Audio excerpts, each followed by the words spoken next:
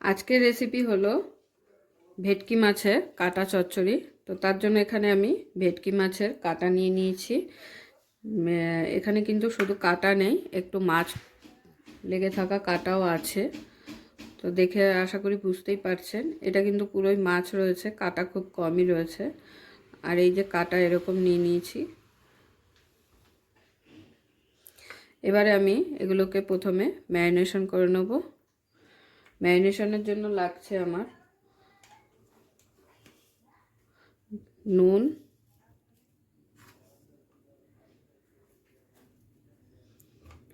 আর কাশ্মীরি লঙ্কা গুঁড়ো,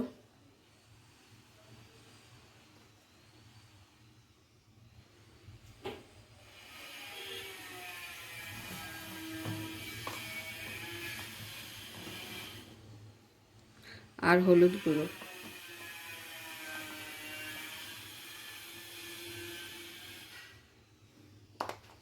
সবগুলোকে একবারে ভালো করে মাখিয়ে নেব।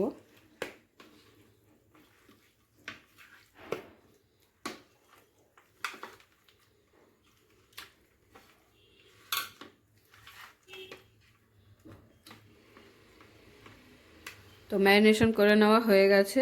এবার এটাকে আমি একটা সাইডে রেখে দিয়ে প্রথমে একটি মশলা রেডি করে দেখাবো আপনাদের। তো মশলাটা রেডি করার জন্য আমি এখানে একটি কড়াই নিয়ে নিয়েছি। এই মশলাটা শুকনো কড়াইতে একটু ভালো করে টেলে নিতে হবে। তো প্রথমেই দিয়ে দিচ্ছি গোটা ধনে,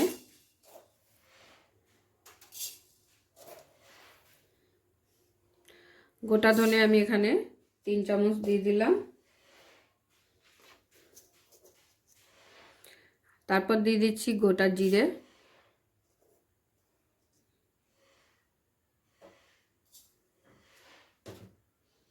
এরপর দিয়ে দেবো গোটা মৌরি। মৌরি 1 চামচ দিলেই হয়ে যাবে। আমি এখানে মাছ নিয়েছি 700 গ্রামের মতো, তো সেই অনুযায়ী আমি মশলাটা রেডি করব।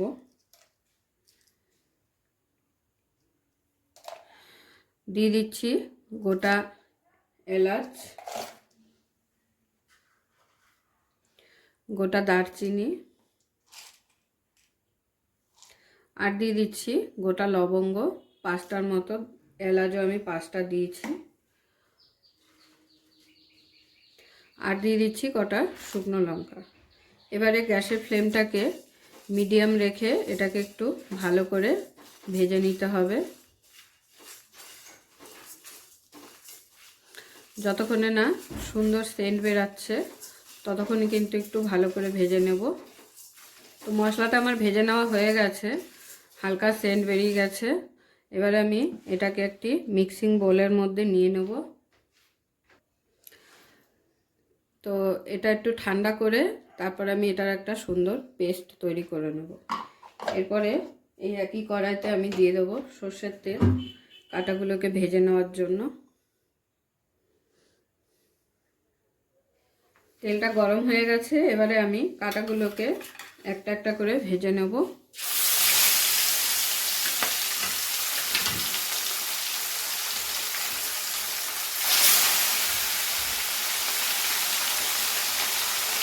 উল্টে পাল্টে এইভাবে কাটাগুলোকে ভেজে নিচ্ছি। প্রথমে কাটাগুলো ভাজা হয়ে গেছে, আমি একটা পাত্রে তুলে নিচ্ছি।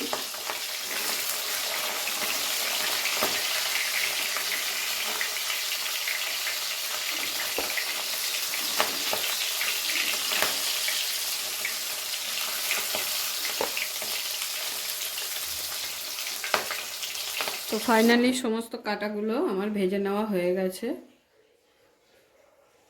এবারে আমি চলে যাব পরের স্টেপে।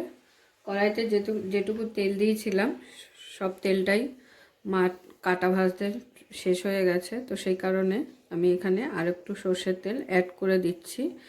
এখানে তেলের প্রয়োজন হতো না যদি এখানে আমার মাছের তেলটা থাকতো। তো মাছের তেলটা যেহেতু নেই, তো সেই জন্য আমাকে আর একটু তেল অ্যাড করতে হচ্ছে। আর যদি মাছের তেল থাকতো তাহলে ওই তেলের মধ্যেই মাছের তেলটা দিয়ে একটু ভালো করে নেড়ে চেড়ে নিলে অনেকটাই বেশ তেল বেরিয়ে যেত। তো যেহেতু আমার মাছের তেলটা নেই, তো সেই কারণে আমি আবার আর একটু তেল অ্যাড করে নিলাম। তো তো তেলটা দেওয়ার পরে তেলটা গরম হয়ে গেছে। এরপরে আমি তেলের মধ্যে দিয়ে দিচ্ছি পেঁয়াজ কুচি। পেঁয়াজগুলোকে এরকম পাতলা পাতলা করে কেটে নিয়েছি। এখানে আমি 4টে পেঁয়াজ দিয়েছি।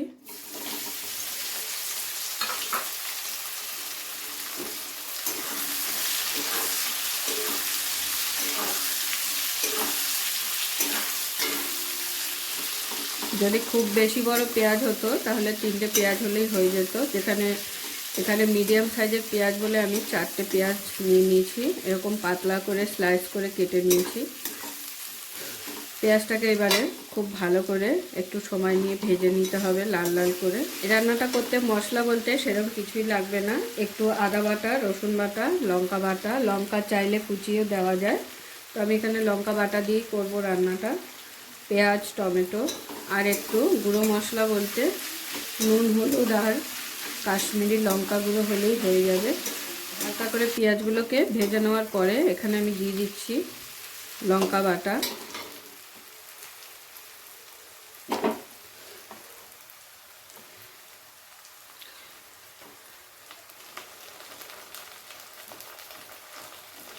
ঝালটা যেহেতু একটু বেশি দিতে হবে, না হলে ভালো লাগবে না।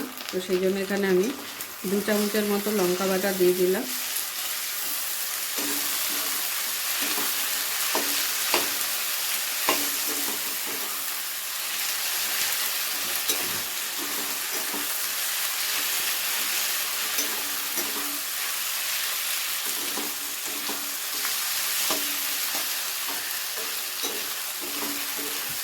লঙ্কা বাটাটা দিয়ে পেঁয়াজের সাথে ভালো করে মিশিয়ে নেব।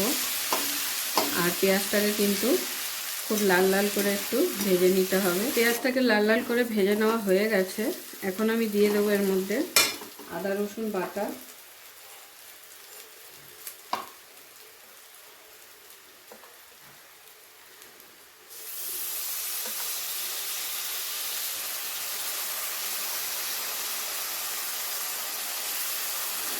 দিয়ে দিলাম রসুন বাটা, দিয়ে দিচ্ছি আদা বাটা। এরপরে খুব ভালোভাবে আদা রসুনটাকে পেঁয়াজের সাথে কষিয়ে নেব।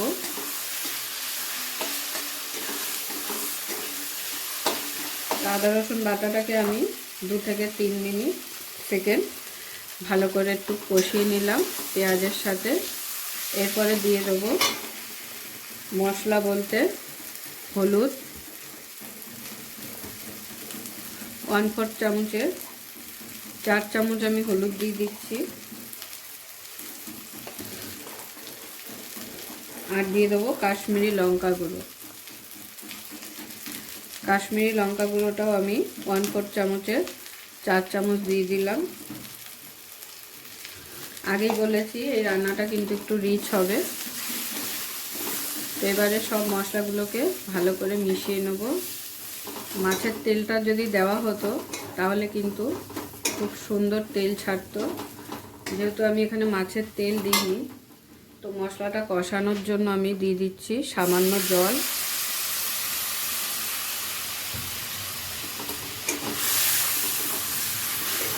মশলা দিয়ে যখন তেল ছাড়তে শুরু করবে তখন বুঝতে পারবেন যে মশলাটা ভালোভাবে কষে গেছে। তো সামান্য জল দিয়ে আমি মশলাটাকে একটু কষিয়ে নিলাম। এরপরে দিয়ে দেবো এর মধ্যে স্লাইস করে রাখা টমেটো। এখানে আমি 2টো টমেটো নিয়েছি। ঠিক এরকম পাতলা পাতলা করে কেটে নিলে ভালো হয়।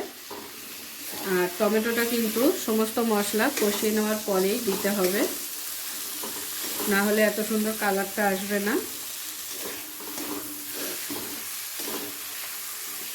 তো টমেটোটা যাতে তাড়াতাড়ি নরম হয়ে যায় তার জন্য আমি এখানে দিয়ে দিচ্ছি এবারে নুনটা একেবারে স্বাদ অনুযায়ী দিয়ে দেবেন। টমেটোটা দেওয়ার পরে গ্যাসের ফ্লেমটাকে আস্তে রেখে টমেটোটাকে একটু সিদ্ধ করে নিতে হবে। 2 থেকে 3 সেকেন্ড টমেটোটাকে এবারে আমি সিদ্ধ হতে দেব। 2 থেকে 3 সেকেন্ড হয়ে গেছে। তো আশা করি টমেটোগুলো গলেও গেছে। এই দেখুন একদম গলে গেছে। এরপরে খুন্তি দিয়ে এরকম একটু ভালো করে পিটিয়ে দেবেন যাতে টমেটোগুলো একেবারে গলে যায়।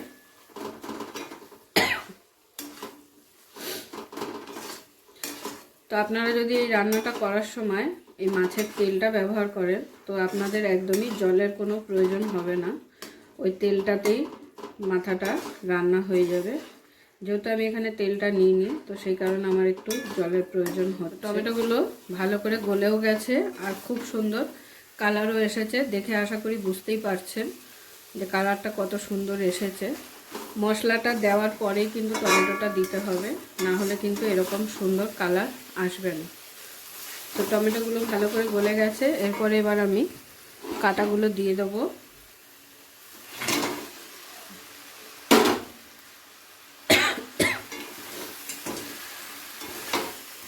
কাটাগুলো দেওয়ার পরে গ্যাসের ফ্লেমটাকে মিডিয়ামে রেখে ভালো করে মশলার সাথে কাটাগুলোকে মিশিয়ে নিতে হবে। হালকা হাতে ভালো করে মশলার সাথে কাটাগুলোকে খুব ভালোভাবে মিশিয়ে নিলাম। বেশি জোরে জোরে নাড়া দিয়ে মেশানো যাবে না, তাহলে কিন্তু যে কাটাগুলোর গায়ে মাছ লেগে আছে সেই মাছগুলো আলাদা হয়ে যাবে। যেহেতু আমি এখানে পুরোটাই কাটা নিইনি, একটু মাছালা কাটাও নিয়েছি, তো সেই কারণে খুবই হালকা হাতে একটু এরকম ভালো করে নেড়ে নিতে হবে। এই যে মাছটা দেখুন এই যে আলাদা হয়ে গেছে, যেহেতু এই মাছটা খুবই নরম থাকে। তো এবারে আমি ফাইনালি এখানে দিয়ে দিচ্ছি জল। আগেই বললাম আমার যেহেতু তেল দিয়ে হচ্ছে না তো আমাকে জলের ব্যবহারটা করতে হচ্ছে, আর এটা যেহেতু মাখা মাখা হবে তো ওই কারণে সামান্য জলই দিলাম। জল দেওয়ার পরে এটাকে আমি 3 থেকে 4 মিনিটের জন্য ঢাকা দিয়ে দেবো, গ্যাসের ফ্লেমটাকে মিডিয়াম রেখে। তো 2 থেকে 3 মিনিট হয়ে গেছে, আমি ঢাকনাটা খুলে একবার দেখে নেব। তো দেখুন খুব সুন্দর কিন্তু তেল ছেড়েছে। একবার নাড়া দিয়ে দেবো ভালো করে। কাটা চচ্চড়ি কিন্তু 80% কুক হয়ে গেছে। আমি দিয়ে দেবো যে মশলাটি রেডি করে দেখিয়েছিলাম আপনাদের, সেই মশলাটি পেস্ট করে রেখেছি। মশলাটা আমি এখানে 2 চামচ দিয়ে দেবো। এই মশলাটা দিলে এটার টেস্ট একদম অন্যরকম হয়ে যাবে। তো এই মশলাটি অবশ্যই রেডি করে দিয়ে দেবেন এরকম। মশলাটা দেওয়ার পরে ভালো করে একটু নেড়ে চেড়ে মশলাটাকে মিশিয়ে দিতে হবে এইভাবে। গার্নিশের জন্য দিয়ে দিচ্ছি কটা কাঁচা লঙ্কা চিরা। এটা অপশনাল, আপনারা চাইলে দিতেও পারেন নাও দিতে পারেন।